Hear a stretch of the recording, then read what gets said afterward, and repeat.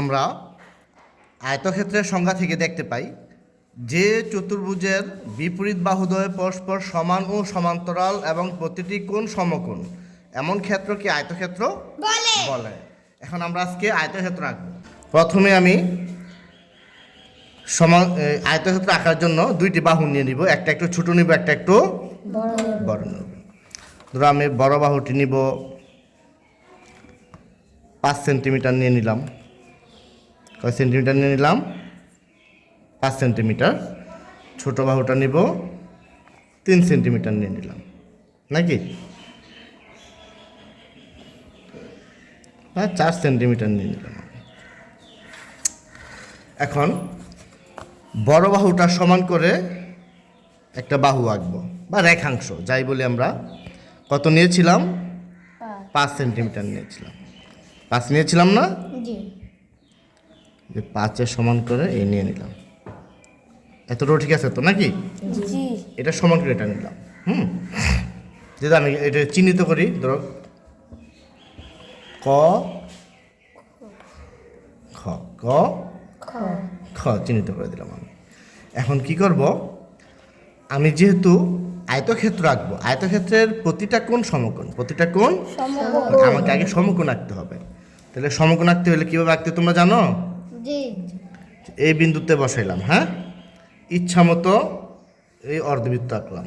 একটা মাপ নিয়ে, যে কোনো একটা মাপ নিয়ে অর্ধবৃত্ত, একই মাপে আবার এই যে এই বিন্দুতে বসাবো। এদিকে একটু কেটে নিব বা অর্ধবৃত্ত দেব, আবার এই বিন্দুতে বসাবো। খেয়াল করে আমি কোথায় বসাই, হ্যাঁ, এদিকে কেটে নিব, আবার এদিকে একটা অর্ধবৃত্ত আঁকবো, আবার একই পরিমাপে এখানে বসাবো। বসায় আবার এদিকে একটা অর্ধবৃত্ত এখানে নিলাম। তাহলে কি হলো? এখানে একটা বিন্দু হইল, এখানে একটা কি হইল? তোমার এটা ফ্রি বেশি, আমরা একটা যোগ করে দেব। কি করে দেব? যোগ করে দেব।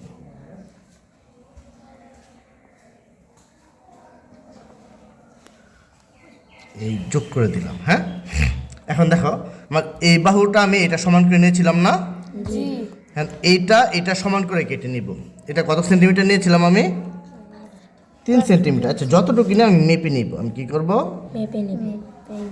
মেপে নিব। এই মেপে নিয়ে এইখানে বসাবো, ঠিক আছে? এই কেটে নিব, মানে আমার এতটুকু এটা সমান, এটা সমান। এখানে একটা বিন্দু হইল, রাইট? এই মাপটাই তো নিলাম নাকি আমরা? একই মাপে আবার এদিক দিয়ে একটা খ বিন্দুতে একটা বাহু হবে না? এখান থেকে একটা কি করব?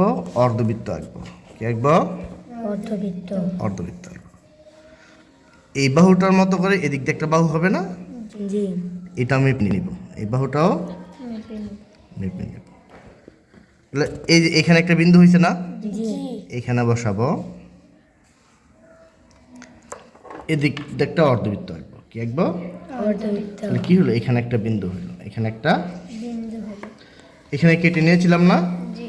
ধরো এটা গ বিন্দুতে ছেদ করলো, কি হইলো? ক গ কেটে নিলাম, গ লেখলাম। এটা এই বিন্দুটাকে আমরা গ দিয়ে চিহ্নিত করলাম। এখন গ বিন্দু হতে কি করব? এখানে একটা কি ক এর সমান করে একটা অর্ধবৃত্ত এঁকে নিলাম। আর এদিকে কি করেছিলাম? ক গ এর সমান করে খ বিন্দু হতে একটা অর্ধবৃত্ত এঁকে নিয়েছিলাম। এখানে একটা বিন্দু হলো না? মনে করি এটা ঘ বিন্দুতে সেট করি, ঘ বিন্দুতে। তাহলে গ ঘ ও খ ঘ যোগ করব নাকি? যোগ করে দিলে আমার কাঙ্ক্ষিত আয়তক্ষেত্রটি হয়ে যাবে।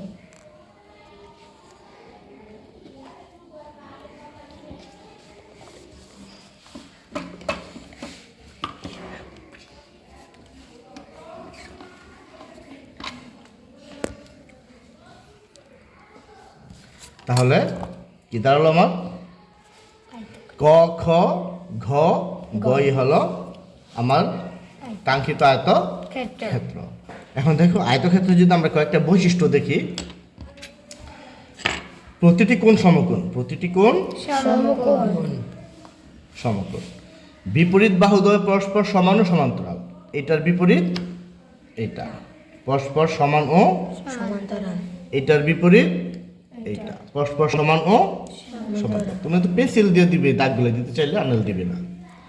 চারটি কোণের সমষ্টি 360 ডিগ্রি, এটা 90 ডিগ্রি, এটা 90 ডিগ্রি, এটা 90, এটাও 90 90। তাহলে চারটা কোণ যোগ করলে কত হয়? 360 ডিগ্রি। প্রতিটি কর্ণ ক্ষেত্রটিকে সমান দুটি ত্রিভুজে বিভক্ত করে। আমি যদি দেখো, যদি কর্ণ আঁকি, কি আঁকি? কর্ণ। মানে বিপরীত কর্ণ তো যোগ করলেই কর্ণ হয়। তাহলে আমি একটা কর্ণ আঁকলাম, একটা কর্ণ। তাহলে কি হলো?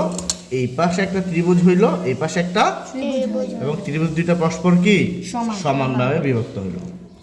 কর্ণ দুটি পরস্পর সমান। এভাবে যদি একটা কর্ণ আঁকি, তাহলে কর্ণ দুইটা পরস্পর কি? এটা দ্রুত যায়, এটা দ্রুত পায়।